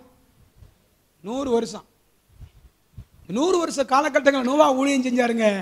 ஆனா எவ்வளோ பேருக்கு சுவிசேஷம் அறிவித்தார், நீதி குறித்து பிரசங்கித்தார். ஆனா தான் கட்டின பேழைய 100 வருஷமா பேசுறேன், எவனும் ரசிக்கப்படலைன்னு சொல்லி சோர்ந்து போகாம வேலையை கட்ட நிறுத்தல. தேவன் தனக்கு கட்டளையிட்டபடி நோவா செய்து முடித்தான். இன்னைக்கு அனைவருடைய வாழ்க்கை சோர்வு. ஐயா நானும் ஜோம் பண்ணி பார்க்கிறேன், புருஷன் ரசிக்கப்படல, மனம் திரும்பல, மனைவி ரசிக்கப்படல, பிள்ளைகள் ரசிக்கப்படல, ஊழியக்காரங்க சரியில்லை, அவங்க சரியில்லை, இவங்க சரியில்லை, இப்படிலாம் சொல்றோம், சோர்ந்து போறோம். ஆனா நோவா பாருங்க, 100 வருஷம் நீதி குறித்து பிரசங்கம் பண்ணியிருக்காரு, வேலையை கட்டுறாரு, ஒருத்தனும் வரல. ஆனா காலம் நிறைவேறிச்சு, ஜலப்பிரளயத்தை கர்த்தர் அனுப்புனாரு. 8 பேர் மாத்திரம் தான் உள்ள போனாங்க. ஜீவனுக்கு போகிற வழி 8 பேர் மாத்திரம் உள்ளே பிரவேசித்தார்கள். அநேகர் ஜலத்தினால் அழிக்கப்பட்டார்கள். கேட்டுக்கு போகிற வழி விசாலமா இருக்கு. வேலையை உண்டாக்க சொன்னாரு. 3 அறை, சுத்தமான மிருகங்கள்ல 7 ஜோடி எல்லாம் செலக்ட் பண்ணியாச்சு. மனுஷனுக்காகவும் ஆயத்தமாக்கப்பட்டுச்சு. ஆனா அந்த நக்கல பாருங்க, ஆண்டவர் நோவா கையில கூட சாவி கொடுத்திருந்தாருன்னா சில பேரை பார்த்து பரிதாபப்பட்டு ஐயோ தண்ணி குடிக்கிறான், சில பிள்ளைகள்லாம் பாவம் தத்தளிச்சுக்கிட்டு இருக்கு, அழுகுதுன்னு சொல்லி தூக்கி உள்ள விட்டுருப்பார் நோவா. ஆனா ஆண்டவர் நீ இப்படி செஞ்சுடான்னு சொல்லிட்டு நோவாவை உள்ள விட்டு கதவை அடைச்சாராம். நோவாவை உள்ள தள்ளி தேவன் கதவை அடைத்தார். இடுக்கம் நெருக்கம் பிரச்சனை இருந்துச்சு, அவருக்கு நிறைய உபத்திரம் இருந்துச்சு. நான் அந்த மனுஷன் உத்தமமா இருந்தான், தேவனுடைய கண்கள் அவனுக்கு தயவு கிடைச்சிச்சு. வேலையில பிரவேசித்தான், வேலைக்குள்ள போனான்.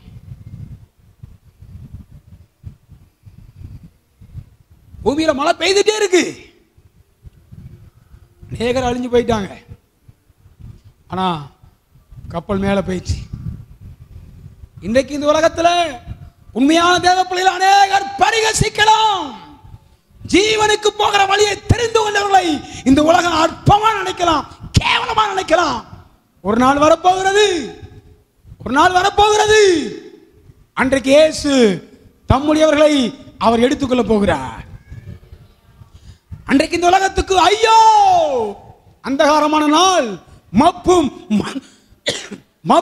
மந்தாரமான நாள், இடுக்கமான நாள் வரப்போகுது. ஆகையினால் தேவ பிள்ளைகளே, சிலர் நோவாவும் அவனுடைய மனைவியும் அவனுடைய குமாரத்திகளும் மாத்திரம்தான் 8 பேர் உள்ள போனாங்க. பெரும்பான்மையினர் அழிஞ்சு போயிட்டாங்க. ஜீவனுக்கு போகிற வழியை கண்டுபிடிச்சவங்க சிலர் மாத்திரம்தான். அதில் என்ன விசேஷம்டா, நோவா அத்தனை வருஷம் ஊழியம் செஞ்சாலும் தான் குடும்பத்தை பாதுகாத்தார். இன்னைக்கு அநேகர் ஊழியம் செய்கிறாங்க, தான் குடும்பத்தை பாதுகாக்கல. இன்னைக்கு அநேகர் சபைக்கு வராங்க, தான் குடும்பத்தில் உண்மையா இல்லை. மனைவி ஒரு லைன்ல போகுது, புருஷன் ஒரு லைன்ல போறாரு, பிள்ளைகள் ஒரு லைன்ல போகுது. ரொம்ப கேர்ஃபுல்லா இருக்கணும். நம்முடைய குடும்பம் ஒரு குட்டி பரலோகமா இருக்கணும். ஹல்லேலூயா, ஹல்லேலூயா. குடும்ப ஜெபம் இல்லாத வீடு, சொல்லுங்க, கூரை இல்லாத வீடு. ஐயா உங்க வீட்டில் ஜெபம் இருக்கா? கணவன் மனைவி சேர்ந்து ஜெபிக்கிறீங்களா? சந்தோஷம் இருக்கா? மகிழ்ச்சி இருக்கா? வேதவாசிப்பு இருக்கா? ஆலயத்துக்கு குடும்பமா வரீங்களா? உபத்திரவத்தை சந்தோஷத்தை பார்த்து சந்தோஷப்படுறீங்களா? இக்காலத்து பாடுகள் இனி நம்மிடத்தில் வெளிப்பட போற மகிமைக்கு ஒப்பிடத்தக்கவை அல்ல. பாடுகள்ல தாங்க பரவசம் இருக்கு, பாடுகள்ல தான் மகிமை இருக்கிறது. ஹல்லேலூயா. வெறும் ஆசீர்வாதத்தை மட்டும் வச்சா ஒண்ணும் நடக்காது. எது ஆசீர்வாதம்? தேவன் நமக்கு தர்றதான் சரியான ஆசீர்வாதம். தேவன் நமக்கு ஆசீர்வாதம் தந்தா அதை மனுஷன் யாரும் திருட முடியாது. ஹல்லேலூயா, ஹல்லேலூயா. உங்களுடைய மனம் திரும்புதலை, ரட்சிப்பை திருட முடியுமா? சாத்தான் அபிஷேகத்தை திருட முடியுமா? எல்லாம் தேவன் கொடுத்த ஆசீர்வாதம். இழந்து போனதை தேடவும் ரட்சிக்கவுமே மனுஷகுமாரன் வந்திருக்கிறார். ஹல்லேலூயா. அப்போ நோவாவும் அவனோடு சேர்ந்து அவனுடைய மனைவி பிள்ளைகள் 8 பேர் உள்ள போனாங்க. இரண்டாவது, ஜீவனுக்கு போகிற வாசல், இடுக்கமான வாசல், அதை கண்டுபிடிக்கிறவர்கள் சிலர் அப்படிங்கிற தலைப்பின் அடிப்படையில் அடுத்து அந்த சிலர் யார் அப்படின்னு கேட்டீங்கன்னா, என்னாகமம் 13ஆம் அதிகாரம் அதனுடைய 27வது வசனத்திலிருந்து வாசிங்க. அவர்கள் மோசேயை நோக்கி, நீர் எங்களை அனுப்பின தேசத்திற்கு போய் வந்தோம், அது பாலும் தேனும் ஓடுகிற தேசம். அல்லேலூயா. சத்தமா அல்லேலூயா சொல்லுங்க. இஸ்ரவேல் ஜனத்தை வழி நடத்தும்படி ஆண்டவர் மோசேயை தெரிந்து கொண்டார். அவர்கள் எகிப்திலிருந்து வெளியே வருவதற்கு முறுமுறுத்தாங்க, முறையிட்டாங்க, பெருமூச்சு விட்டாங்க, தவித்தாங்க. இந்த சத்தமெல்லாம் கேட்டு ஆண்டவர் மோசேயை கொண்டு வந்து வெளியே கொண்டு வந்தார். வனாந்தரத்தில் அவங்க நடந்து வராங்க. எவ்வளவோ அற்புதங்கள் அடையாளங்கள் அவர் செய்கிறார். ஆனா நெருக்கி பக்கம் வந்தாச்சு. கானானை வேவு பார்க்கறதுக்கு 10-12 பேர் அனுப்பியாச்சு. இதுல போயிட்டு வந்து பெரும்பான்மையினர் சொல்றாங்க நல்ல தேசம்தான், ஆனா அங்க ஏனாக்கின் புத்திரர் இருக்கிறாங்க, அங்கே ராட்சச பிரதிகள் இருக்கிறாங்க, அங்கே பலவான்கள் இருக்கிறார்கள். நாம என்ன செய்ய முடியாது? அவங்களை மேற்கொள்ள முடியாது. பெரும்பான்மையினர் சொல்றாங்க, 10 பேர் சொல்றாங்க. ரிசல்ட் திரும்பி வந்து சொல்றாங்க, வாசிங்க. ஆனாலும் அந்த தேசத்தில் குடியிருக்கிற ஜனங்கள் பலவான்கள், பட்டணங்கள் அரணிப்பானவைகள்.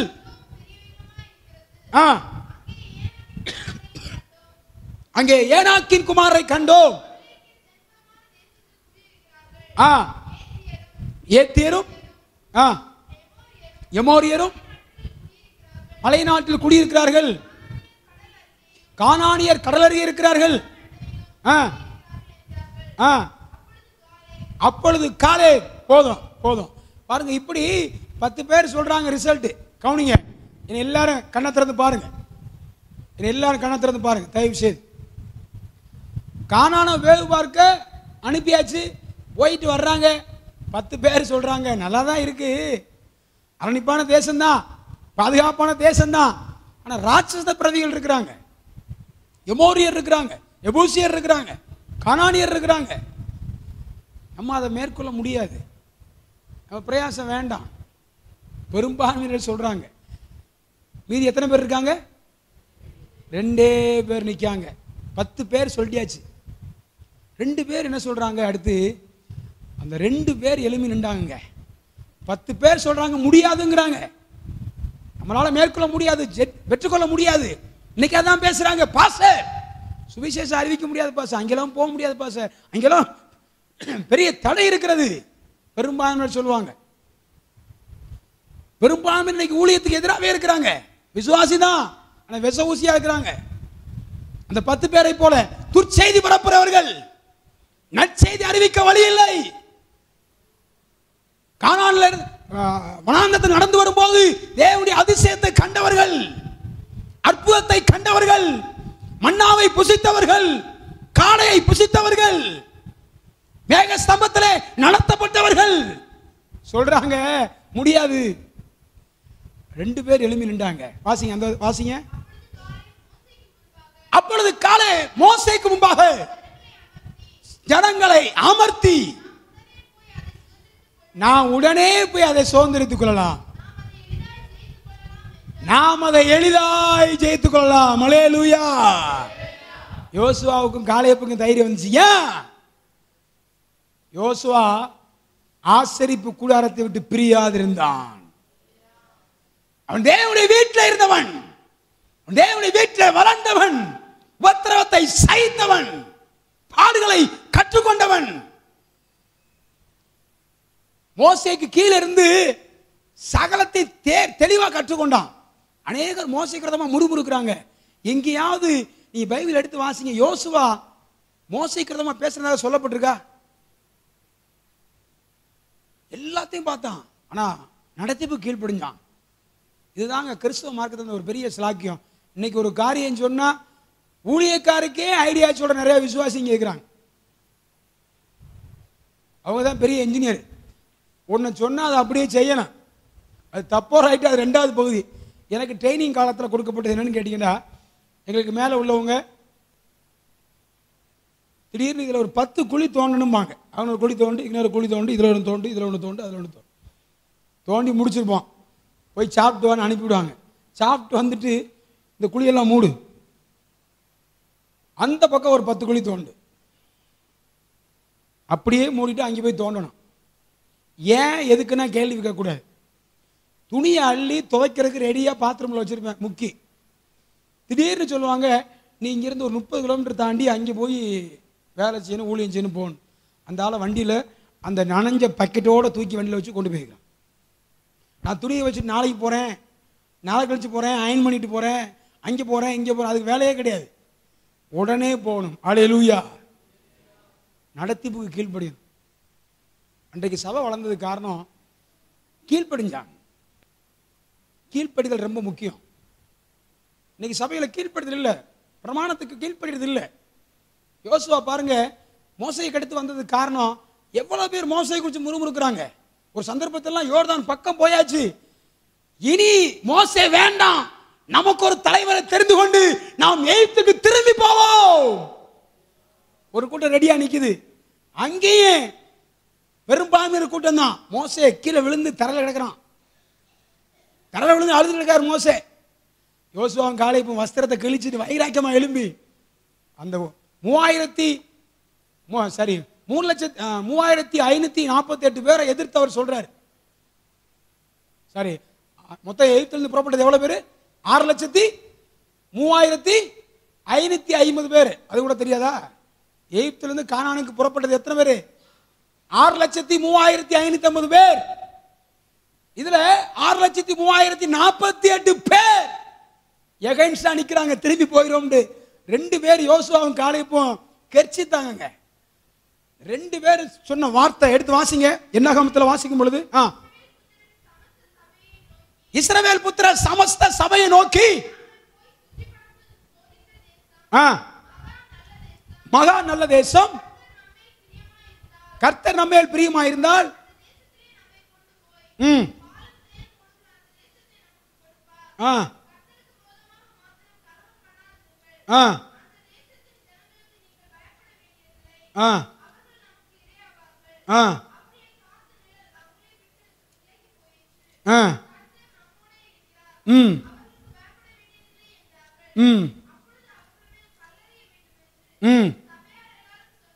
பாத்தீங்களா?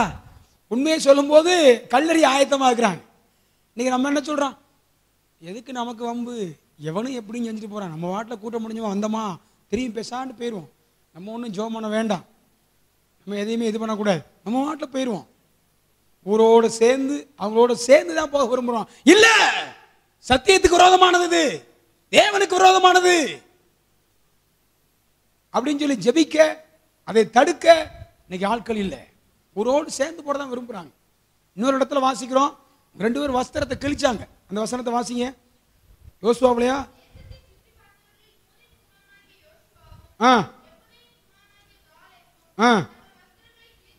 எத்தனாவது வசனம் அது? 6. வாசிங்க வாசிங்க வாசிங்க.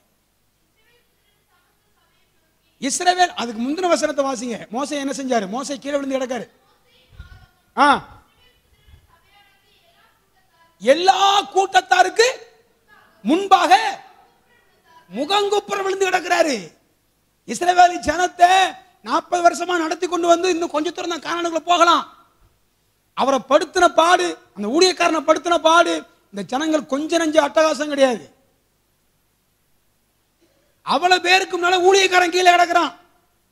திரும்பி போவாங்கிறாங்க எல்லாரும். வழியில நீ உனக்கு அற்புதம் செஞ்சாரு, காடையை கொடுத்தாரு, மண்ணாவை கொடுத்தாரு, உன் செருப்பு தேயல, வஸ்திரம் பழமையா போகல. எவ்வளவு பெரிய அற்புதம், அடையாளம், அதிசயத்தை கர்த்தர் செய்து கொண்டு வந்திருக்கிறாரு. உணர்வு இல்லாம ஜீவனுக்கு போகிற வழியை கொடுத்து, அறிவு இல்லாம ஊழியக்காரனுடைய மேன்மை தெரியாம உலகத்துக்கு ஏற்ற மாதிரி திரும்பி போறதுக்கு ஒரு கூட்டத்தை செட் பண்ணியாச்சு. ஆனா இதுல 2 பேர் பார்த்தீங்கன்னா சிறுபான்மையினர். சிலர் சத்தியத்துக்காக, உபதேசத்துக்காக, பரிசுத்தத்திற்காக, விசுவாசத்திற்காக, கர்த்தருக்காக இன்றைக்கும் சபையில கர்த்தர் வைத்திருக்கிறார். ஹல்லேலூயா. தேவ பிள்ளையே, நீ தேவனுக்காக, சத்தியத்துக்காக, உபதேசத்துக்காக எழும்பாவிட்டால் அம்சிக்கு ரட்சிப்பும் சகாயமும் வேறு இடத்திலிருந்து எழும்பும்.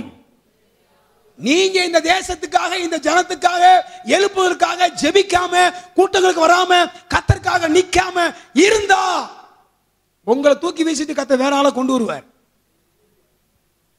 தேசத்தை நேசத்தை வேற எங்கிருந்து கொண்டு வருவார். இதைத்தான் மொர்தெகாய் எஸ்தருக்கு சொன்னார். உடனே அந்த அம்மா பதறி நேர ராஜாட்ட போனாங்க. உனக்கு இந்த ராஜ்ய மேன்மை எதனால கிடைச்சிச்சு? யூதருக்காக ஜெபிக்கும்படி, பரிந்து பேசும்படி, இந்த மேலான சத்திய உபதேசத்துக்குள்ள கர்த்தர் எதற்காக உன்னை கொண்டு வந்தார்? உன்னோடு வாழ்ந்தவர்கள், ஜீவித்தவர்கள் பூமியில இல்லையே. உன்னை கர்த்தர் நல்லா வச்சிருக்காரு. எதற்காக? ஜீவனுக்கு போகிற வழியை அனைவரும் கற்றுக் கொடுக்கும்படி, இந்த சத்தியத்தை நாம் வைராக்கியமாய் நம்முடைய பின் சந்ததிக்கு சொல்லும்படி, உபதேசத்துக்காக நிற்கும்படி, கர்த்தருடைய வருகைக்காக ஒரு கூட்ட ஆத்துமாக்களை ஆதாயம் பண்ணும்படி ஒரு யோசுவா காலேபை போல வைராக்கியமாய் எழும்ப வேண்டும். ஊழியக்காரை தாங்க இன்னைக்கு ஆட்கள் இல்லை, ஊழியத்தை சுமக்க ஆட்கள் இல்லை. ஒரு யோசுவாவும் காலேபு மாத்திரம் அந்த இடத்தை எழுப்பி நின்றாங்க.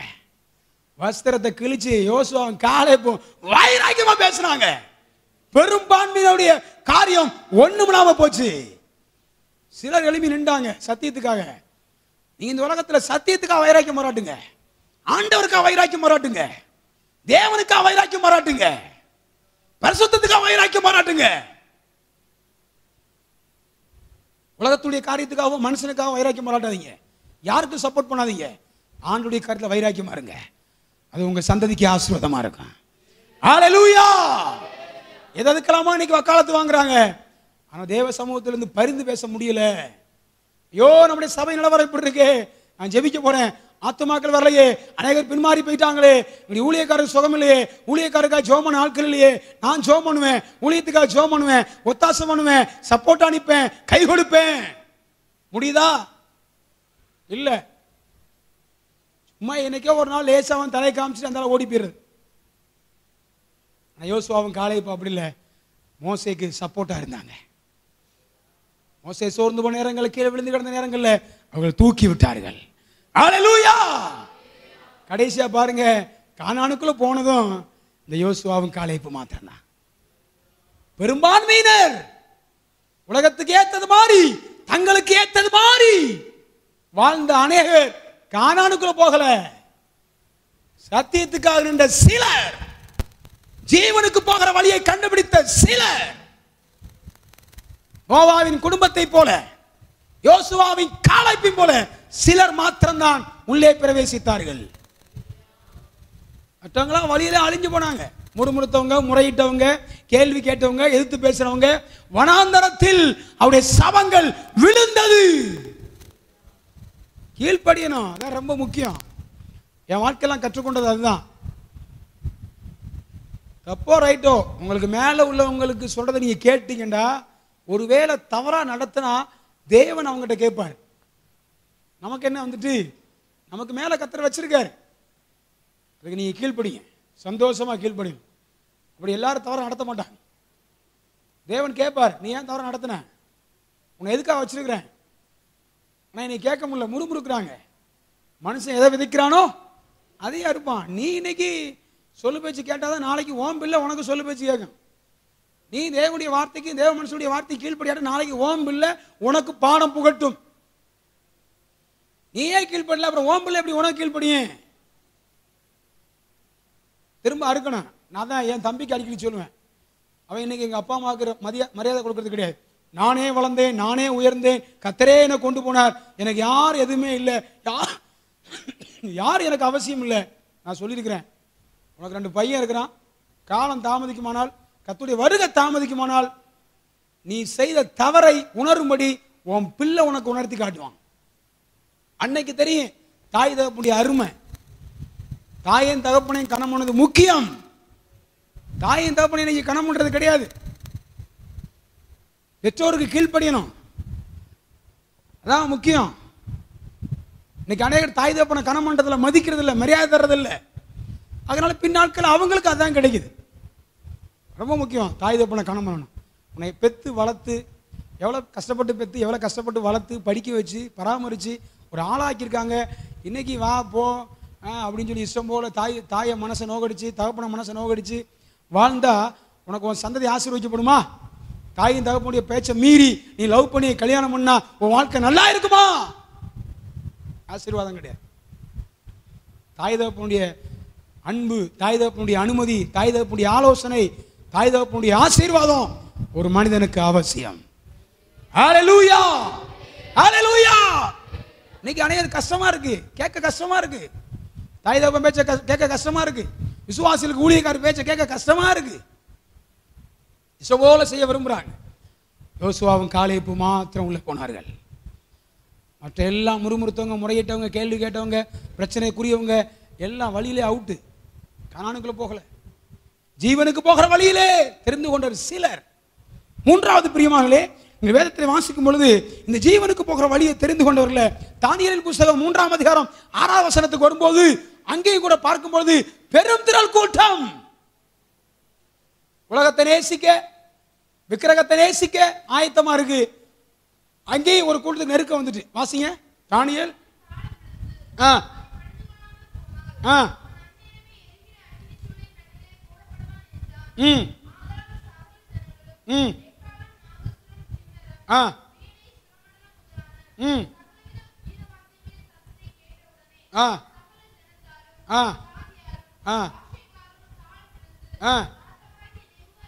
ராஜாவாகிய நேபுகாத்நேச்சார்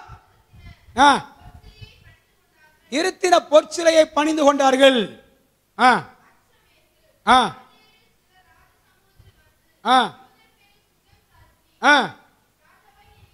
பாருங்க, அங்கே ஒரு சட்டம் கொண்டாந்தாச்சு. அந்த தேசத்துல நேபுகாத்நேச்சார் நிறுத்தின பொற்சிலையை எல்லாரும் வணங்கணும் அப்படின்னு சட்டம் பிறப்பிக்கப்பட்டாச்சு. ஆனா எல்லாரும் வணங்கியாச்சு. பெரும்பான்மை என்ன செஞ்சிட்டாங்க? வணங்கிட்டாங்க. இன்னைக்கு உலகத்தை சட்டம் கொண்டு வர போறாங்க. என்ன சட்டம்? சத்தம் போட்டு ஜெபம் பண்ணக்கூடாது, ஆவில் நிரம்ப கூடாது, சுவிசேஷம் அறிவிக்க கூடாது அப்படின்னு இந்த அரசாங்கம் கொண்டு வர போகுது. வரும்.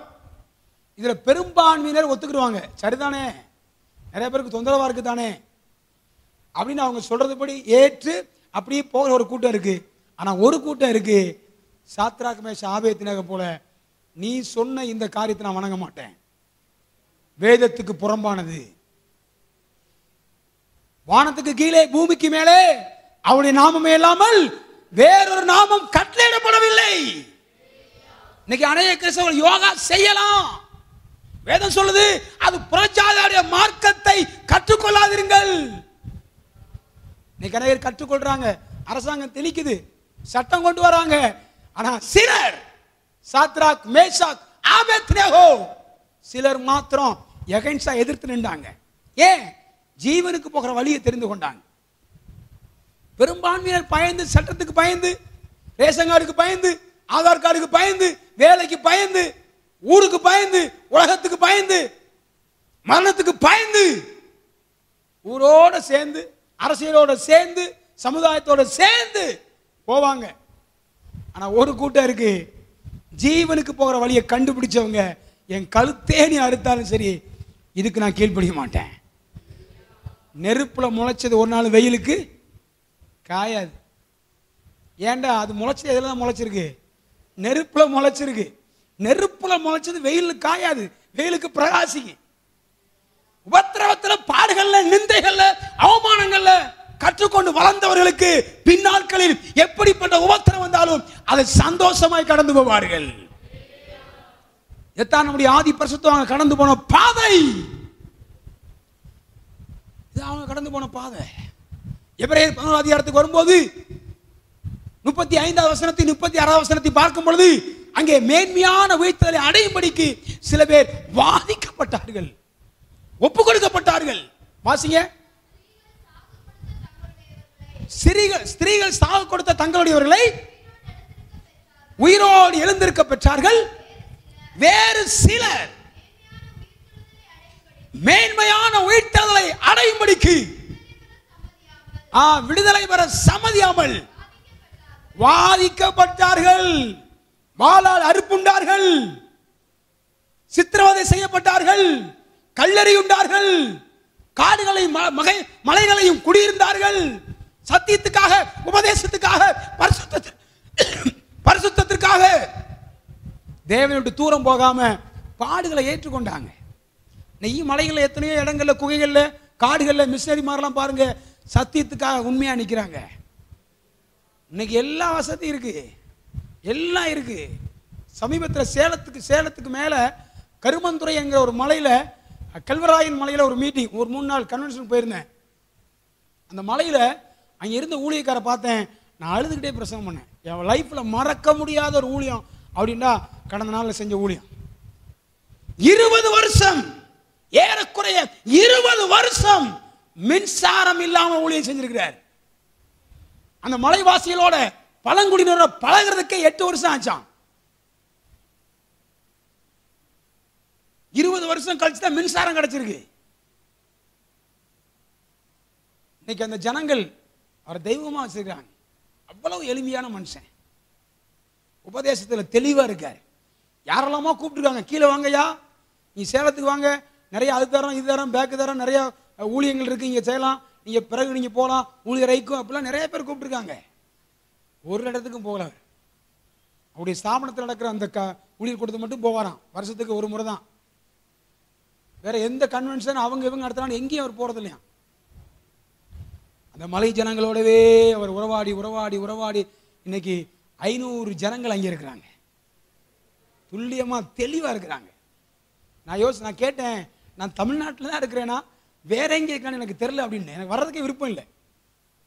ஒரு அந்நிய சத்தம் இல்லை, ஒரு மைக் சத்தம் இல்லை, ஒரு அந்நிய சத்தம் அங்கே இல்லை, சண்டை இல்லை, டாஸ்மார்க் இல்லை, வேற எந்த அனுபவம் இல்லை. காடு மலை, நாங்கள் ஆராதிக்கிற சத்தம் மட்டும் தான் இங்க கேட்கும். எங்க ஒரு தனி உலகத்தில் இருந்த மாதிரி தான் இருந்துச்சு. நான் அப்ப அங்க இருக்கும்போது யோசித்தேன், இது போலதான் ஆண்டவர் ஏனோக்கை மறைச்சு வச்சிருக்காரோ. ஏனோக்கு காணப்படாமல் எடுத்துக்கொள்ளப்பட்டான், எலியா சுழற்காட்டிலே பரலோகத்துக்கு எடுத்துக்கொள்ளப்பட்டான். அந்த 3 நாட்கள் எனக்கு சொல்ல முடியாத சந்தோஷம். அந்த தேவ மனுஷனை குறித்து கேட்டேன். அவரே சொன்னாரு, இன்னைக்கு வரைக்கும் அவருடைய வாழ்க்கையில தனக்குன்னு சொந்தமா 5 பைசா நிலம் அவர்கிட்ட கிடையாது, அவர் மயனும் கூட கிடையாது. 5 ஏக்கர் ஊழியத்துக்காக தந்திருக்கிறாங்க, அதை ஸ்தாபனத்தின் பேர்ல எழுதி வச்சிருக்காரு. அவ்வளவு எளிமையான வாழ்க்கை. உனக்கு பதிலாய் மனுஷர்களையும் உன் ஜீவனுக்கு ஈடாய் ஜனங்களையும் கொடுப்பேன். அந்த வார்த்தை நிறைவேறி இருக்கிறது. நான் சொன்னேன், கன்வென்ஷனுக்காக நான் இங்கே வரல, தேவ செய்தி கொடுக்க வரல, என்னை ஆண்டவர் கற்றுக்கொள்ளும்படி கொண்டு வந்திருக்கிறார். இந்த ஊழிய காலத்தில் நிறைய காரியம் கற்றுக்கொள்ள வேண்டியது இருக்கிறது. நான் படிக்கிறேன், ஜனத்தினத்தில் படிக்கிறேன். பஸ் இல்லைங்க, ரோடே கிடையாது, ஒரே கல். எத்தனையோ கிலோமீட்டர் நடந்து வந்து ஆராய்ச்சிட்டு போறாங்க. 9 மணிக்கு மேலே ராத்திரி கூட்ட முடியுது. அதுக்கு பிற்பாடு சாப்பிட்டுட்டு 10 மணிக்கு கிளம்பி 11 மணி 12 மணியாக வீட்டுக்கு போறதுக்கு திரும்ப காலில் வர்றாங்க. அவ்வளவு தாகம். இப்போ பக்கத்தில் வீட்டு இருக்கு, கூட்டத்துக்கு வர முடியல. பைக் இருக்கு, கார் இருக்கு, எல்லா வசதி இருக்கு, நல்ல வேலை இருக்கு, நல்ல சம்பளம் இருக்கு, நல்ல பிள்ளைகள் இருக்கிறாங்க, சுகபோகமா வீட்டில் உட்கார்ந்து இருக்கிறோம். கர்த்தர் கேட்பார். ஆனால் ஆதி அப்போஸ்தலருடைய காலங்களில் ஸ்திரீகள் சாக கொடுத்தார்கள், மேன்மையான உயிர்த்தலை பெற்றுக்கொள்ளும்படிக்கு வாதிக்கப்பட்டார்கள், ஒப்பு கொடுத்தார்கள், கல்லறி உண்டார்கள், வாளால் அறுப்புண்டார்கள், மலைகளையும் காடுகளையும் குகைகளையும் தங்கி பாட அனுபவித்தார்கள். இன்னைக்கு பாடே இல்லை, உத்தரவுமே இல்லை, சின்ன கஷ்டம் கூட இல்லை. கொஞ்சம் நேரம் ஆயிட்டுனாலே வாழ்க்கையாக பார்த்தா முறுமுறுக்குறாங்க, டைம் ஆயிட்டு, ரைட், இனி என்ன பேசினாலும் எடுபடாது, முதல்ல முடியா வார்த்தையை. உங்க மாதிரி நிறைய பிரசங்கம் நான் கேட்டிருக்கிறேன் அப்படின்னு சொல்றதான் ரெடியா இருக்கிறாங்க. அதை உணர்றதுக்கு ஆட்கள் இல்லை. ஏன்னா வேதம் சொல்லியிருக்கிறது, கடைசி நாட்கள்ல நோவாவின் காலத்தில் நடந்தது போல் நடக்குமா? எப்படி நடக்கும்? ஜனங்கள் புசித்தார்கள், குடித்தார்கள், பெண் கொண்டார்கள், பெண் எடுத்தார்கள், உணர்வில்லாதிருந்தார்கள். எதுவரைக்கும்? ஜலப்பிரளயம் வந்து வாரிக்கொண்டு போக மட்டும். தூக்கம் தெளியல, பின்மாற்றம் மாறல, பாவத்தை விட்டு விலகல, அருவருப்பை விட்டு விலகல, உணர்வு இல்லை. சபையே எழும்பி பிரகாசிக்க வேண்டிய காலகட்டம் இது. சிலர் மாத்திரம் தான் உள்ள போனாங்க. இயேசு இந்த பூமியில ஊழியம் செய்தார், எல்லாரும் அவரை விட்டு ஓடி போனார்களாம். பாத்தீங்களா? இயேசு ஊழியம் செய்யும் போது அநேகர் கூட இருந்தாங்க, ஆனா அவரை பிடிக்க வந்த போது எல்லாரும் அவரை விட்டு ஓடி போனார்கள். எல்லாரும் ஓடி போயிட்டாங்க. யோவான் இயேசு மார்புல சாய்ந்திருந்தார், பேதுரு அவரை மறுதலிக்க ஆரம்பிச்சிட்டார், அநேகர் ஓடி போயிட்டாங்க. அருமையான தேவனுடைய பிள்ளைகளே, இன்னைக்கு உங்களுடைய வாழ்க்கை எப்படி இருக்கிறது? எவ்விதமான வாழ்க்கை வாழ்ந்து கொண்டிருக்கிறீர்கள்? உங்களுடைய ஜீவியங்களை ஆராய்ந்து பாருங்கள். ஒரே ஒரு வார்த்தை மாத்திரம் நான் சொல்லி முடிக்கும்படி விரும்புகிறேன். பிலிப்பியர் எழுதின நிருபத்தில் 3ஆம் அதிகாரத்தில் நீங்கள் வாசிக்கும் பொழுது ஒரு நல்ல காரியத்தை நாம் அங்கே வாசிக்க முடியும். வாசிங்கள். பிலிப்பியர் 3ஆம் அதிகாரம் அதனுடைய 18ஆம் வசனத்திலிருந்து வாசிங்க. அநேகர் வேறு விதமாய் நடக்கிறார்கள், சபையிலே நடக்க வேண்டிய பிரகாரம் உபதேசத்துக்கு கீழ்ப்படிந்து, சத்தியத்துக்கு கீழ்ப்படிந்து, பிரமாணத்துக்கு கீழ்ப்படிந்து, தேவ ஆலோசனைக்கு கீழ்ப்படிந்து நடக்கவில்லை. வேறு விதமாய் நடக்கிறார்கள். முறையே மாறிட்டு, சிஸ்டமேட்டிக்கா மாறிட்டு, வேறு விதம். முழங்கால் அனுபவம் இல்லை, கண்ணீரின் அனுபவம் இல்லை, பாடு சகிக்கிற அனுபவம் இல்லை, நிந்தையை சுமக்கிற அனுபவம் இல்லை, ஊழியத்தை தாங்குற அனுபவம் இல்லை. வேறு விதம். என்ன விதம்? வாசிங்க. அவர்கள் கிறிஸ்துவின் சிலுவைக்கு பகைஞர் என்று உங்களுக்கு அநேக தரம் சொன்னேன். இப்பொழுதும் அவர் சொல்றார், கண்ணீரோட சொல்றேன். ஏற்கனவே உங்களுக்கு சொன்னேன். நிறைய பேர் வேறு விதமா நடக்கிறாங்க. மனம் திரும்புங்க, பின்மாறி போயிடாதீங்க, கைவிடப்பட்டு போயிடாதீங்க. இயேசு வரப்போறார். உபத்திரவத்தின் வழியா நம்ம போகணும். பிலிப்பியர் சபையாரே, நீங்க இத்தனை புத்தீனரா? கிறிஸ்து உங்களுக்கு பிரத்யட்சமா வெளியரங்கமானாரே, உங்களை மயக்கினவர் யார்? நிறைய காரியத்தை எழுதிட்டு கீழே சொல்றார், கண்ணீரோட சொல்றேன். அவர்களுடைய முடிவு அழிவு. கவனிங்க, வேறு விதமா நடக்கிறவுடைய முடிவு என்னன்னு கேட்டீங்கன்னா அழிவு. அவருடைய தேவன் என்னன்னு கேட்டா வயிறு. வயிற்றுக்காக ஓடுறாங்க, சாப்பாட்டுக்காக ஓடுறாங்க, பூமியில வாழ்றதுக்காக ஓடுறாங்க, பூமியில சுகபோகமா இருக்கிறதுக்காக ஓடுறாங்க. அதுக்கு தான் சர்ச்சுக்கு வர்றாங்க, அதுக்கு தான் ஆராதனைக்கு வர்றாங்க. வயிற்றுக்காக மாத்திரம். இதுக்கு தான் அவங்க வர்றாங்க. நிறைய பேர் தாட் இதுதான், என்ன கிடைக்கும், வந்தா என்ன கிடைக்கும். வாசிங்க. அவருடைய மகிமை, அவருடைய லட்சை. அவர்கள் பூமிக்கு அடுத்தவர்களை சிந்திக்கிறாங்க. பரலோகத்துக்குரிய தாட்டே இல்லை, வருகை குறித்த தரிசனமே இல்லை. கூட்டத்துக்கு போவாங்க, பாட்டு பாடுவாங்க, சில ஊழியம் செய்யறாங்க. ஆனா அவங்க ஒரு நாள் கூட இயேசுவின் வருகை குறித்து பேசவே மாட்டாங்க. அவர்களுக்கெல்லாம் தருகிறார் தருகிறார் தருகிறார், இதுதான் பேசுவாங்க. ஆனா நான் சொல்றேன், ஏன் ஊழியம் தருகிறார் ஊழியம் இல்ல, இயேசு வருகிறார். இயேசு வருகிறார். இன்னைக்கு அநேகர் இயேசு தர்றார் தர்றார் தர்றார், வா உனக்கு அது தருவார் இது தருவார். ஒரே தர்றார் தர்றார் இல்ல, அவர் வர போறார். இன்னைக்கு அநேகருக்கு இன்னும் இயேசு குழந்தைய தான் பாக்குறாங்க, குழந்தை இயேசா பாக்குறாங்க. சமீபத்தில் ரொம்ப வேதனையான விஷயம், இதெல்லாம் நம்ம ஜோம் பண்ணணும். கன்னியாகுமரியில் பள்ளியால 40 லட்சம் ரூபாய் செலவுல ஒரு பிரமாண்டமான கட் அவுட். இந்த 40 லட்சம் ரூபாயை ஒரு ஏழைகளுக்கு வீடு கட்டி தரலாம். எவ்வளவு பேர் வழி இல்லாம உட்கார்ந்துக்கிறாங்க. கொழுப்பு பிடிச்சு என்ன செய்யறாங்க, அநேகர் பணத்தை இந்த மாதிரிலாம் செலவு பண்ணி வேறு விதமாக நடக்கிறார்கள். பார்க்கலாம் தானே, உலகத்தானே பார்க்கலாம். நாங்கள் பிரமாண்டமா செய்வோம், நாங்க தான் மெஜாரிட்டியா இருக்கிறோம். இப்போ பெரும்பான்மை, எங்க மார்க்கம் பெரும்பான்மையா இருக்கு. இங்க நாங்க இத்தனை % இருக்கிறோம், பெரும்பான்மை. ஆனால் ஒரு சிலர் ஜீவனுக்கு என்ன வழியை கண்டுபிடிச்சவங்க, அவங்க உபத்திரம் வந்தால் ஒன்றும் இல்லாட்டாலும் ஒவ்வொரு நாளும் உடைய சமூகத்தில் இருக்கிறாங்க. ஹல்லேலூயா. அவர்கள் பூமிக்கு அடுத்தவர்களை சிந்திக்கிறார்கள். அவருடைய சிந்தனை எல்லாம் பூமிக்குரியதுதான். அவங்க பிரசங்கம் எல்லாம் அதுதான், பாட்டெல்லாம் அதுதான், ஜெபம் எல்லாம் அதுதான், யாரை பார்த்தாலும் அதுதான். கர்த்தர் உன்னை ஆசீர்வதிப்பார், எந்த வீட்டுக்கு உன்னை ஆசீர்வதிப்பார். மனம் திரும்ப, இயேசு வரப்போறார், வருகைக்கு ஆயத்தமாகு. இதுதான் நம்முடைய டார்கெட், இதான் நம்ம நோக்கம். இயேசு வரப்போகிறார், கிருபையின் வாசல் அடைக்கப்பட போகிறது. மனம் திரும்பி ஆயத்தமாக, பரிசுத்தமாக, நினையாத வேலை வரப்போறா. இதுக்கு நம்ம ஆயத்தமா இல்லாம இன்னும் பூமியை அனுபவிக்கவே விரும்பினா அர்த்தம் என்ன? வேறு விதமாக நடக்கிறவர்கள். தரிசனமே இல்லை. இன்னைக்கு பெரிய தரிசனம் என்ன இருக்கு? ப்ராஜெக்ட் போடுறாங்க, இப்படி செய்யணும் அப்படி செய்யணும், இந்த லேண்டை வாங்கணும், அதை 10 வருஷம் இவ்வளவு இதாயிரும், அந்த வீட்டை கட்டணும், அங்கே பிசினஸ் ஆரம்பிக்கணும், இங்கே ஆரம்பிக்கணும். இதுதான் ஓடுதே இல்லாமல் ஒரு 10 பேருக்கு சுவிசேஷம் அறிவிக்கணும், அவங்க இயேசுவை ஏற்றுக்கொள்ளணும், ஒரு பெருந்திரள் கூட்டம் இயேசுவை சந்திக்க வேணும், நான் பரலோகத்துக்கு போகணும். இந்த பூமி நிரந்தரம் அல்ல. இந்த ஜீவனுக்கு போகிற வழியை குறித்த வெளிச்சத்தை பிசாசு மறைச்சு வச்சிருக்கான். ஆகையால் தேவ பிள்ளைகளே, நீங்கள் நான் இந்த நாட்களை ஜெபம் பண்ணுவோம். ஆரம்ப காலங்களில் சனிக்கிழமை ராத்திரிலாம் ஜெபம் நடக்கும் தேவனுடைய சபையில். இன்னைக்கு ஜெபம் இல்லை, விடிய விடிய ஜெபம் பண்ணுவாங்க. காலைல ஆராதனை பரலோகமா இருக்கும். இன்னைக்கு கூட்டம் முடிஞ்சு போன ஒரே தூக்கம், சாப்பாடு.